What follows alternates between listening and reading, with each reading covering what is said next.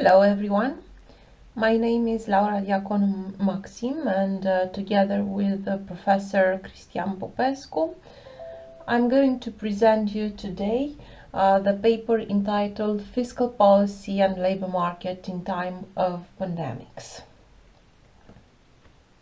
The short-term consequences of COVID-19 on labor market are enormous and visible in almost all the economic sectors.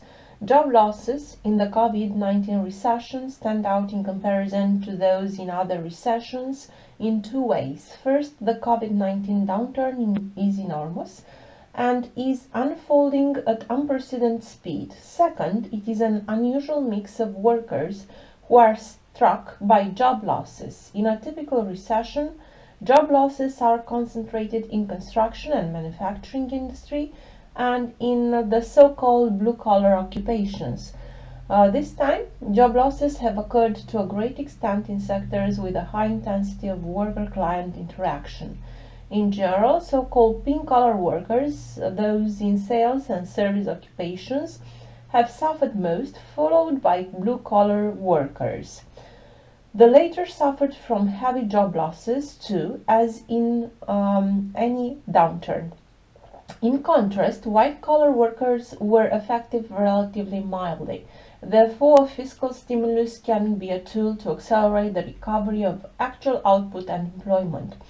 The economic policy should not only concentrate on pushing up the total number of jobs, but should also be concentrated with the industry mix and in particular the occupation mix of employment to avoid excessive losses in industry-specific and occupation-specific human capital.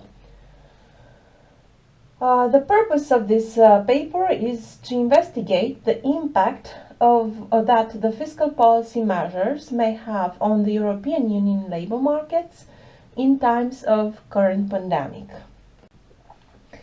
The literature on the effects of fiscal stimuli on consumption spending provide mixed evidence on the effectiveness of such interventions.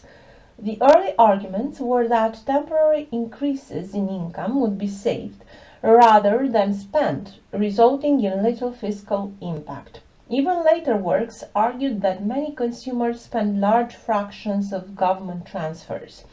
Empirical work consistently shows much greater marginal propensities to consume than predicted by basic models. More recent work in heterogeneous agent macroeconomic has tried to rectify the disparity between theory and evidence.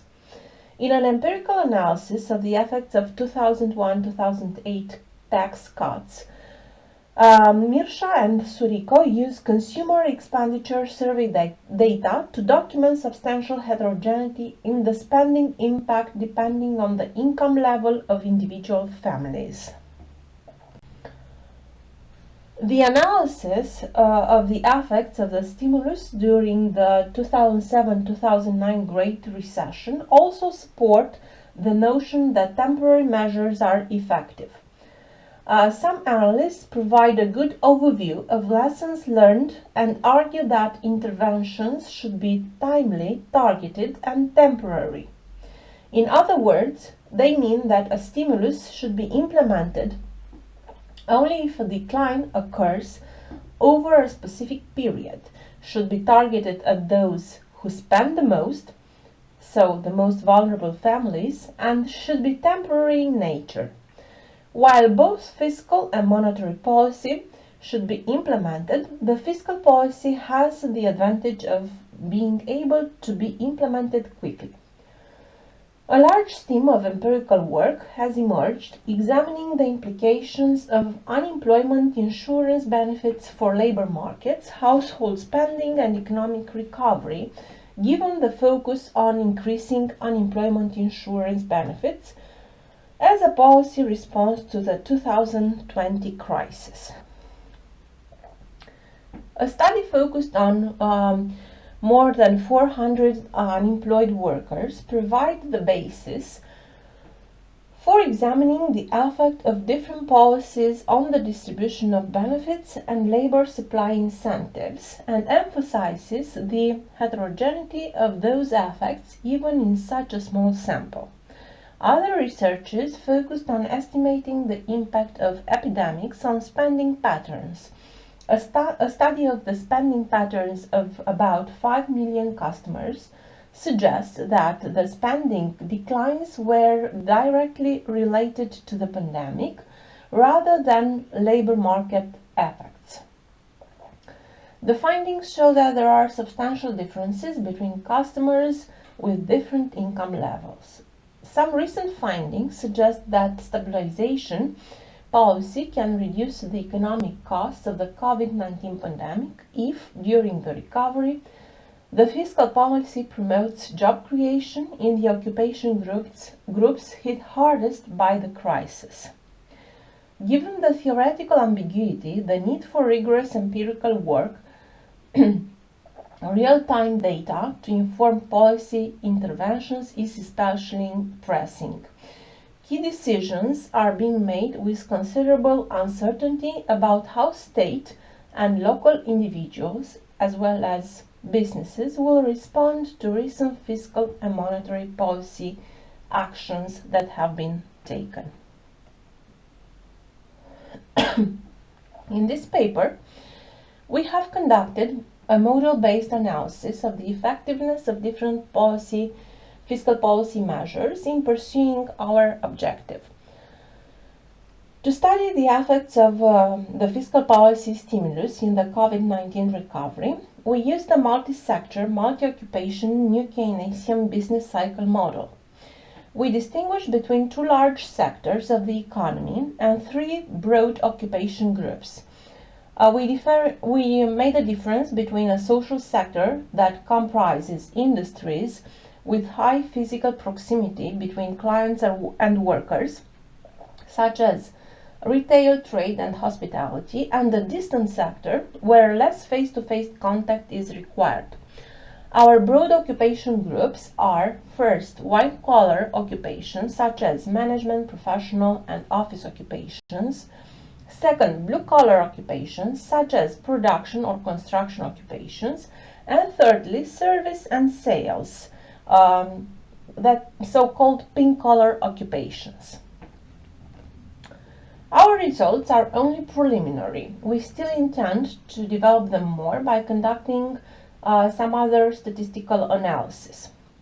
However, first of all, we have used the industry occupation matrix to determine the size of our three occupation groups, as well as their distribution over the two sectors. The social sector uses pink-collar labor relatively intensely, whereas the distant sector is the blue-collar intensive. White-collar employment, by contrast, is almost equal distributed across the two industry groups. We calculated the average wages by occupations in 2018, so before the pandemic started.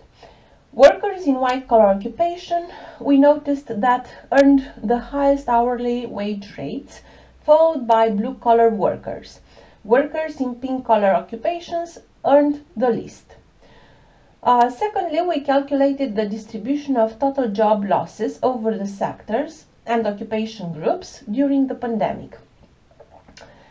We noticed that more than 7 out of 10 COVID-related job losses occurred in the social sector, and about 4 in 10 occurred in pink-collar occupations. Our results show also that the expansionary fiscal policy measures promote the employment growth disproportionately in the social sector and in pink-collar occupations, which counteracts the substantial losses in these groups experienced due to the COVID-19 crisis.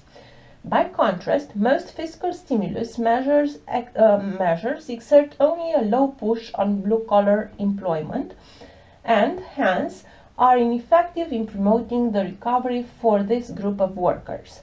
The measures that quickens the recovery in blue-collar workers are more strongly and in general achieves the most significant stabilization of the occupation composition after the imminent COVID crisis is a cut in tax rates on labor income. However, our model predicts that blue-collar employment will recover more slowly than pink-collar employment, making the occupation group with the most significant employment loss relative to the pre-COVID levels from fall 2020 onward. In conclusion, we can say that in the European Union, the massive job losses in the context of the COVID crisis were disproportionately borne by workers in retail trade, hospitality, and other contract-intensive industries, as well as by workers in blue-collar sales and service occupations. The total economic cost of the COVID-19 crisis can be reduced if policies achieve stabilization not only of aggregate employment, but also of the composition of employment, for example, manages to foster rapid job growth, in particular in those industries and occupations that were hit hardest by the crisis. In this paper, we analyzed the ability of different fiscal stimulus measures to achieve this goal. And our model predicts that there are the two groups of occupation were hit hard by the COVID recession, meaning pink-collar and blue-collar workers, and they take advantage in a different way from a fiscal stimulus. All types of fiscal stimulus promote job growth in pink-collar occupations considerably. In this sense, fiscal policy is successful in helping create jobs where they were lost during the COVID-19 crisis, labeled as a pink-collar recession.